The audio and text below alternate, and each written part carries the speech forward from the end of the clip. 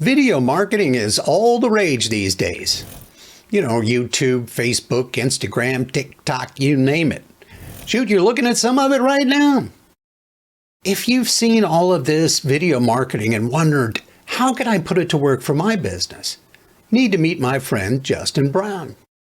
Can you give us any examples either of students of yours or companies that you're aware of that have had great success following your program and seen it generate sales increases for them? Yeah, so we've had everything from people teaching online, like Excel courses, so they're teaching to businesses primarily, and putting out a lot of the stuff that they teach and sell in their courses as those the fishing lines in the ocean, so to say, putting them out there onto YouTube and Google so that people can find them. Because what do people do? They look for stuff. They want to get a doctor Google first to self-diagnose or see if they can figure stuff out for themselves long before they might be ready to invest in a product or a course, or they want to compare two products side by side. So they'll watch a review video.